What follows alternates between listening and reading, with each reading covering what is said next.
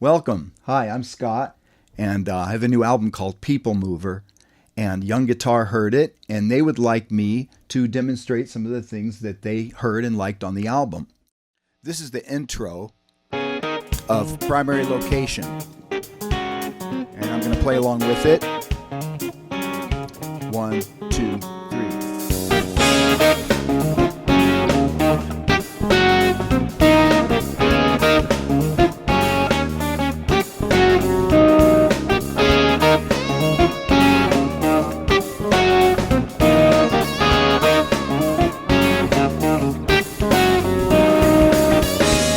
So this is your basic E-flat funk jam, but as usual, I add some notes that are kind of, not in the key, which kind of tweak it. So if I did this, it would be pretty normal in E-flat. But what I'm doing is I'm adding an open B string, which gives it the flat 6. It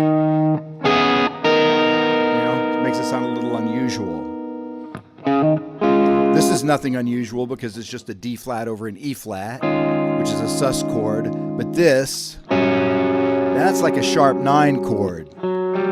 Same as this, but just a different voicing, right? And then this is just fourths. So it's like fourths down from the third, and then fourths down from the minor third. It's just like you can play these bluesy melodies, Right?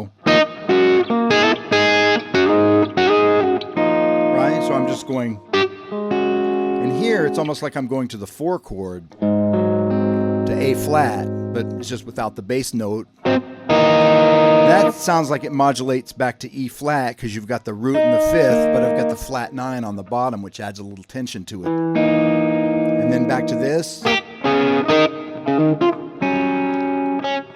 That's that flat 7, 7, flat 7. And then back this. And this is, again, a sharp 9 chord, just like this. It's like going, only doing it here. So that's it.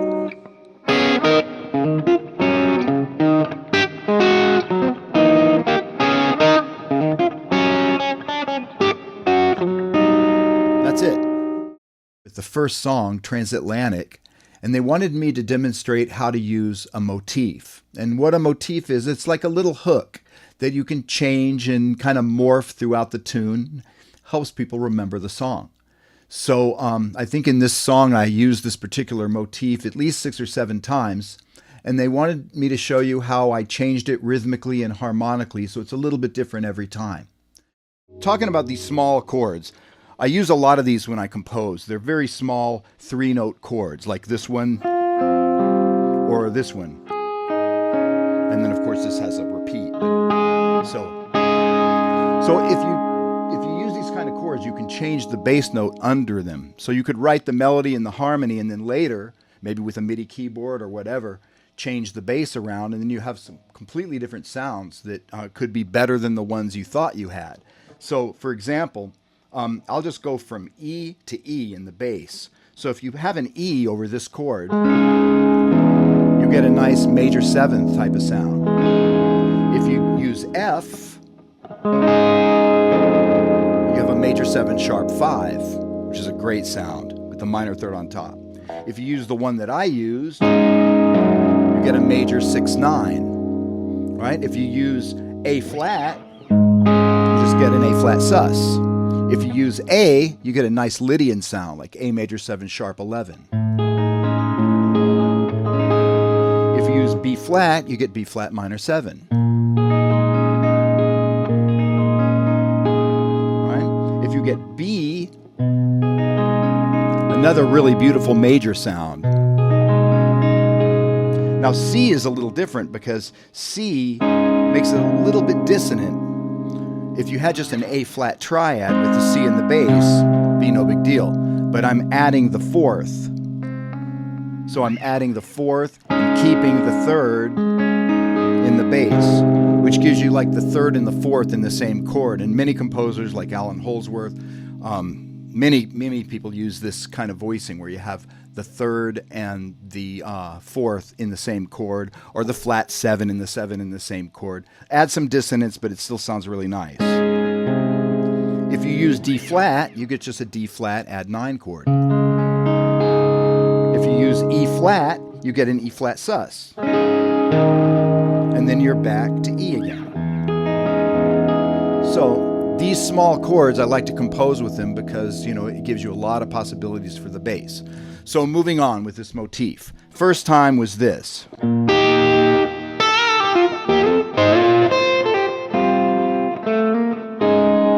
what's going on harmonically there is start with an E flat over B flat. And this move made it sound Lydian out of this scale.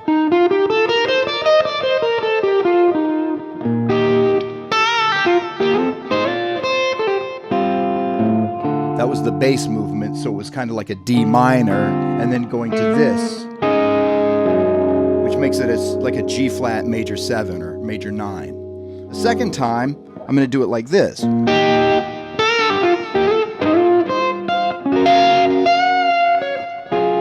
what's going on here is pretty much the same in the beginning, but I changed the end.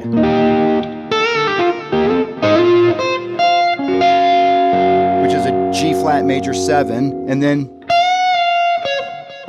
which is an E flat minor 11. So pretty much the same motif, but just changed the end, used some different chords. The third time I used it, I changed it big time, because I changed the rhythm. Instead of going, I went more of a bluesy kind of thing, like used the bar and went.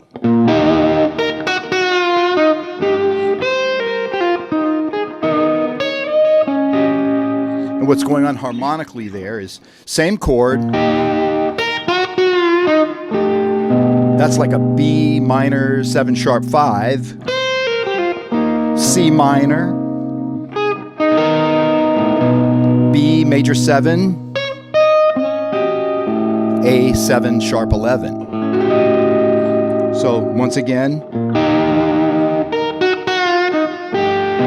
B minor 7 sharp 5, C minor, and this is a nice voicing of B major 7 because it has an open B string in it.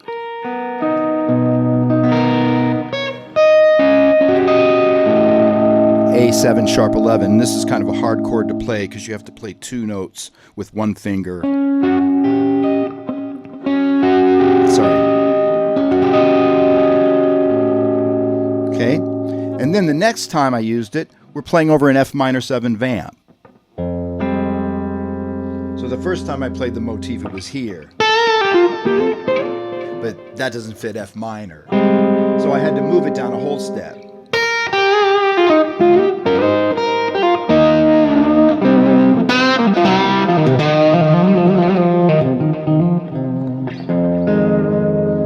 Then the next time I played it, it was over the guitar solo, which is in C minor.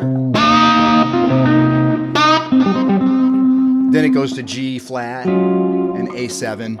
Those are the changes for the guitar solo. And I played it in the same place I played it when it was in F.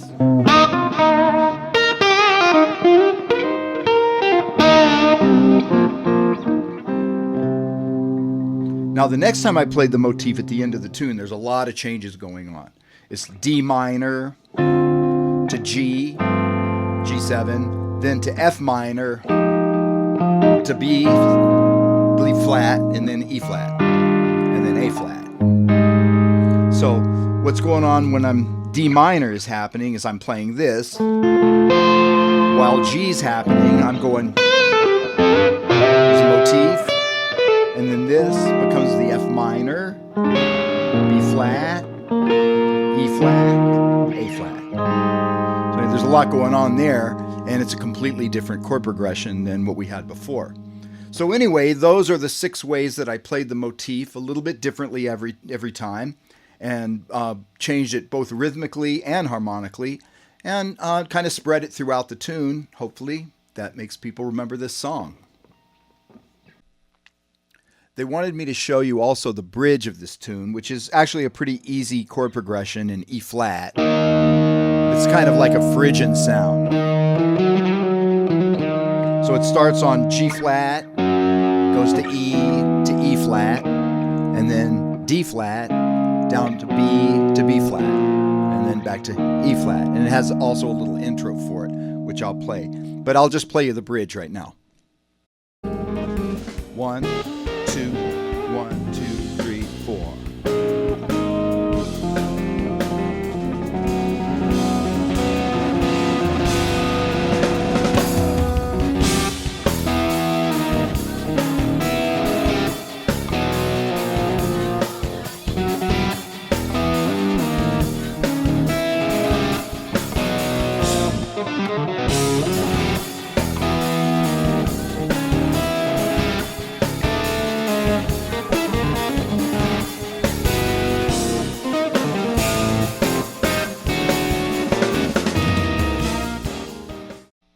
So I'll show you how I enhance that little chord progression. Started off like this, which is basically just an F with a fifth and a ninth added to it. This becomes like a D major 7 chord. And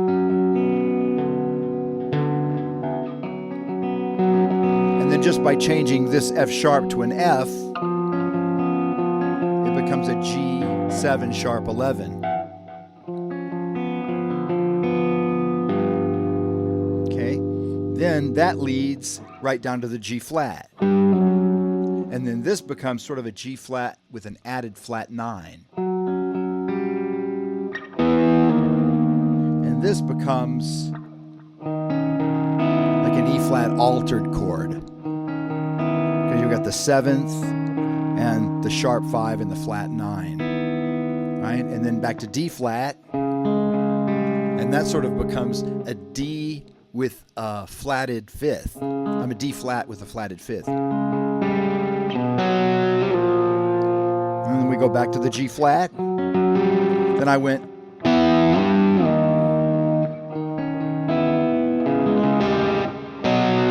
Then there's this little lick.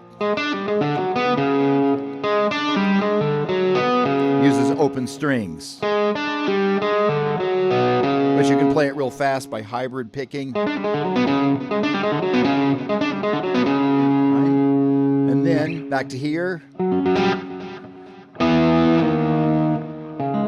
This time I played sharp 9 chords. Those Hendrix chords. Another little open string lick.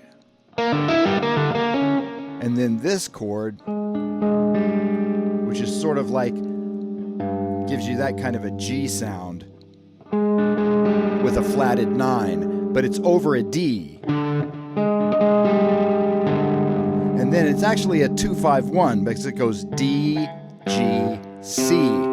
But it's kind of funny because it's not usual 2-5-1.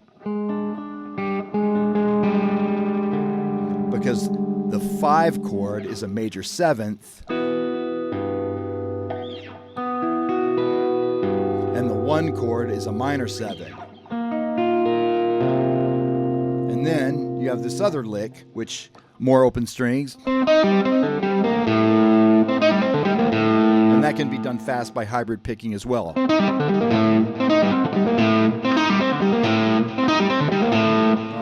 And then these chords, which is just F minor. And then this chord, which is E sus. And then back to E flat again. So it kind of modulated and came back to where we started. And that's the bridge. 1, 2, 3, 4.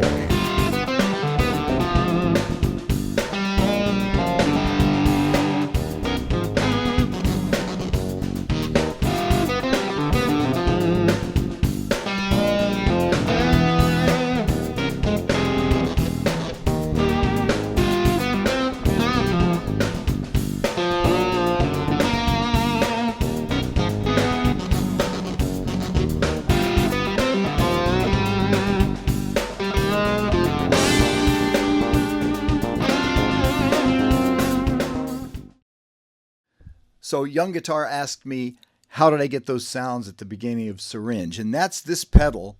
It's the Autobit Junior made by Maris. There it is. And it's a pretty unpredictable pedal, but it does some really crazy stuff. Like if I just hit one note and make a loop.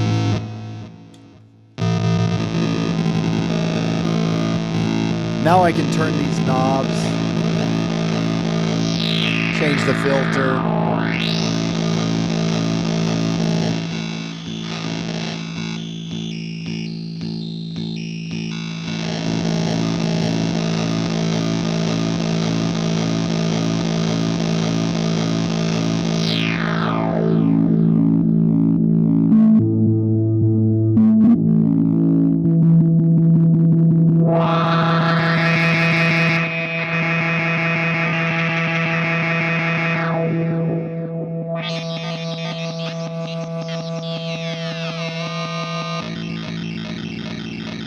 That's a nice one.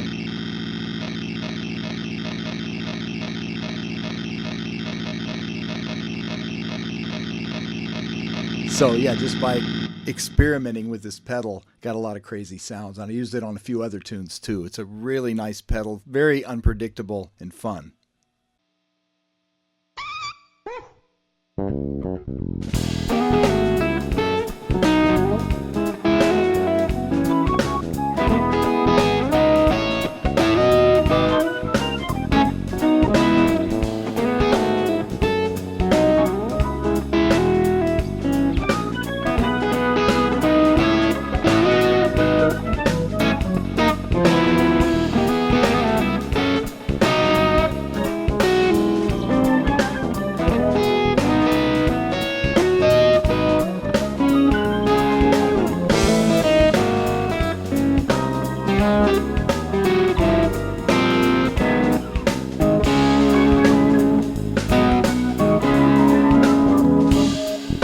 So pretty simple tune there, but check out the open strings. There's a lot of open strings everywhere. So here, B string is open, and then here the G string is open,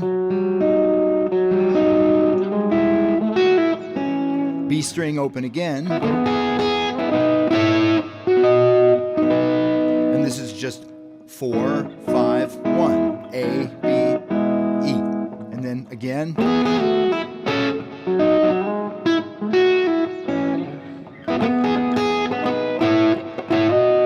But this time, and those chords are those sharp 9 chords. We saw that before, an E and a B with the low flat 9 down here to give it some tension. Then, kind of hit that one hard. This time going to the flat 6, going to the B flat minor. Normally you'd go for B flat 7 to go to the 4 chord, but this is minor instead. Then this little A move, and it's kind of weird because it has a flat 9 in it.